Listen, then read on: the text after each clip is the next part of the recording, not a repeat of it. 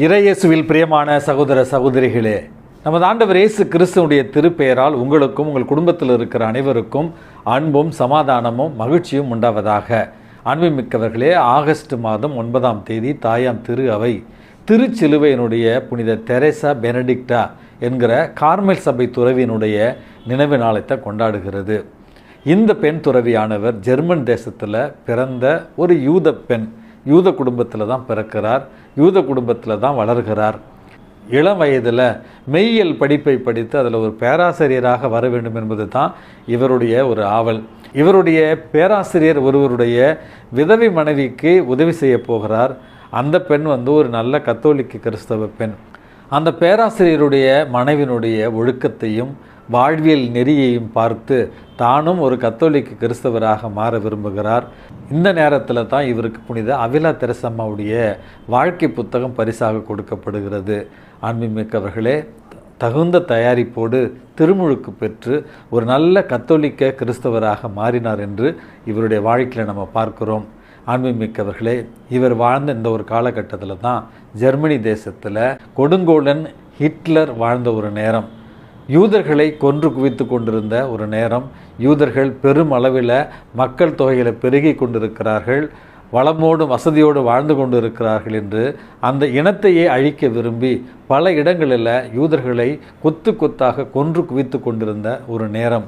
திருச்சிலுவையினுடைய புனித Teresa பெனடிக்டா Carmel சபையில் சேர்ந்து ஒரு துறவியாக இருந்தார். ஆசிரியர் பணி மூலமாக பல ஆயிரக்கணக்கான ஏழை இளம் பிள்ளைகளுக்கு கல்வி மூலமாக அவர் பணி செய்து கொண்டிருந்தார். இந்த நேரத்தில் தான் ஹிட்லர் படையினரால் பல முறை கொடுமைப்படுத்தப்பட்டு நெதர்லாந்து தேசத்திற்கு தப்பி ஓடியதாகவும், அங்கே ஹிட்லருடைய கொடுமைகள் தொடர்ந்த பிறகு போலந்து தேசத்தில் பாதுகாப்பாக இருப்பார் என்று இவருடைய சபை துறவிகள் அங்கே அனுப்பி வைக்கிறார்கள். அங்கேயும் அதே தொந்தரவு. கடைசியில் ஆஷ்விட்ஸ் என்று சொல்லப்படுகிற ஒரு ஹிட்லருடைய வதை முகாமில் நூற்றுக்கணக்கான யூதர்களோடும் கிறிஸ்தவர்களோடும் இவர் விஷ வாயு மூலமாக கொலை செய்யப்பட்டார் என்று இந்த புனிதனுடைய வாழ்க்கையில் நம்ம பார்க்கிறோம். அன்புமிக்கவர்களே, பிறப்பால் ஒரு யூதராக இருந்தாலும் தன்னுடைய புனிதத்துவமான ஒரு வாழ்க்கையால் நல்ல ஒரு கத்தோலிக்க கிறிஸ்தவராகவும் நல்ல ஒரு முன்மாதிரியான புனிதமுள்ள ஒரு கார்மல் சபை துறவியாகவும் வாழ்ந்தவர் தான் திருச்சிலுவையினுடைய புனித தெரேசா பெனடிக்டா. இயேசுவினுடைய பாடுகளை தன்னுடைய வாழ்க்கையில் ஏற்று துன்பங்களை ஏற்று புனிதத்தில் மிளிர்ந்தவர் தான் இந்த திருச்சிலுவையினுடைய புனித தெரேசா பெனடிக்டா. இவருடைய பரிந்துரையால் துன்பங்களை ஏற்கின்ற ஒரு மனப்பக்குவம் நமக்கு வர வேண்டுமாய் இன்றைக்கு மன்றாடி ஜெபிப்போம். அன்புமிக்கவர்களே, நம்முடைய புனித திருத்தந்தை 2ஆம் ஜான் பால் 2005 ஆண்டு தான் அவர் இறைவனடி சேர்ந்தார். கத்தோலிக்க திருச்சபையில் தொடர்ந்து 27 ஆண்டுகள் பரிபாலனை செய்தவர் தான் இந்த புனித திருத்தந்தை 2ஆம் ஜான் பால். அன்புமிக்கவர்களே, அவருடைய வாழ்க்கையினுடைய இறுதி காலத்தில் புற்றுநோயால் அவர் பாதிக்கப்பட்டிருந்தார் மற்றும் முதுகு தண்டுவட நோயினாலும் பாதிக்கப்பட்டிருந்தார் மற்றும் ஞாபக மறதி நோயினால் அவர் அவதிப்பட்டு கொண்டிருந்தார்.